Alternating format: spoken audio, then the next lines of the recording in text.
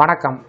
இந்த வீடியோவில் 4/3/2026 அரசு ஊழியர்களுக்கு ரூபாய் 20,000 அலவன்ஸ் உயர்வு சார்ந்து ஹாப்பி தகவல் ஒன்று வெளிவந்திருக்கிறது.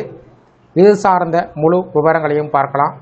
இந்த வீடியோவை தொடர்ந்து பார்க்குறதுக்கு முன்னாடி நம்ம சேனலை இதுவரைக்கும் சப்ஸ்கிரைப் பண்ணாதவங்க இந்த வீடியோக்கு கீழே இருக்க ரெட் கலர் சப்ஸ்கிரைப் பட்டன் அழுத்தி சப்ஸ்கிரைப் பண்ணிக்கோங்க. அப்படியே பக்கத்தில் இருக்கக்கூடிய நோட்டிஃபிகேஷன் பெல் சிம்பளையும் ப்ரெஸ் பண்ணுங்கள். அப்போ தான் நம்ம சேனலில் இதுபோல் வீடியோக்கள் அப்டேட் பண்ணும்போது அதற்கான நோட்டிஃபிகேஷன் உங்களுக்கு உடனுக்குடன் கிடைக்கும். மத்திய அரசு ஊழியர்களுக்கு மகிழ்ச்சியான செய்தி காத்து கொண்டுள்ளது. 8வது ஊதிய குழு பரிந்துரைகள் விரைவில் இறுதி நிலையில் வருவதால் ஊழியர்கள் மற்றும் ஓய்வூதியர்கள் எதிர்பார்ப்புகள் அதிகரித்து வருகிறது. குறிப்பாக நிலையான மருத்துவ கொடுப்பனவு அல்லது ஃபிக்ஸட் மெடிக்கல் அலவன்ஸ் FMA மாதம் ரூபாய் 1000 20,000 ரூபாயாக உயர்த்தப்பட வேண்டும் என்பது ஊழியர் சங்கத்தின் முக்கிய கோரிக்கை. கடந்த நவம்பர் மாதம் 8வது மத்திய ஊதியக் குழுவுக்கான பரிந்துரை விதிமுறைகள் வெளியிடப்பட்டதன் பின்பு பல ஊழியர் பிரதிநிதி அமைப்புகள் சில கோரிக்கைகளை இறுதி பரிந்துரையில் சேர்க்கப்படவில்லை என்று கவலை தெரிவித்தார்கள்.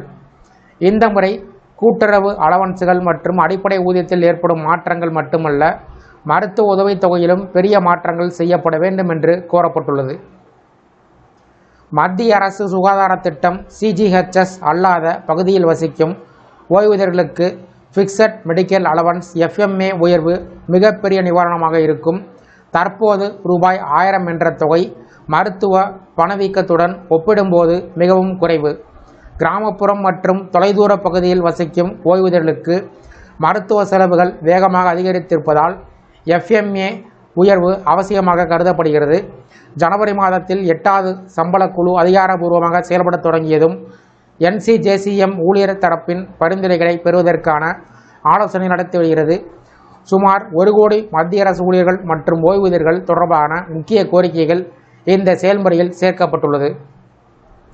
முக்கிய கோரிக்கைகளில் ஒன்று FMA அதிகரிப்பு மட்டுமில்லாமல் ஊழியர்கள் கூட்டுறவு அலவன்ஸுகள் OPS-ஐ மீண்டும் கொண்டு வர வேண்டும், அடிப்படை ஊதியத்தில் மாற்றங்கள் மற்றும் மருத்துவ வசதிகள் போன்றவற்றை கோருகிறார்கள். தற்போது ஊழியர் சங்கங்கள் தங்கள் கோரிக்கைகளை இறுதி நிலையில் கொண்டு வந்திருக்கிறார்கள். அரசு எந்த அளவு கோரிக்கையும் ஏற்றுக்கொள்கிறது, 8வது சம்பளக்குழு ஊழியர்கள் மற்றும் ஓய்வூதியர்களின் எதிர்பார்ப்புகளை எவ்வளவு பூர்த்தி செய்கிறது என்பது வரும் மாதங்களில் தெளிவுபடுத்தப்படும். FMA-வை ரூபாய் 20,000 உயர்த்துவதற்கு பரிந்துரை ஏற்றுக்கொள்ளப்பட்டால் CGHS அல்லாத பகுதியில் வசிக்கக்கூடிய ஓய்வூதியர்களுக்கு இது மிகப்பெரிய நிவாரணமாக அமையும். இந்த வீடியோ குறித்த உங்களுடைய கருத்துக்கள் மற்றும் சந்தேகங்களை கமெண்ட் செக்ஷனில் கமெண்ட் பண்ணுங்கள். இந்த வீடியோ பிடிச்சிருந்தா வீடியோக்கு ஒரு லைக் பண்ணுங்கள். இந்த வீடியோவை உங்களுடைய நண்பர்கள் மற்றும் உறவினர்களுக்கும் ஷேர் பண்ணுங்கள். மற்றும் ஒரு பயனுள்ள வீடியோவில் சந்திப்போம். நன்றி.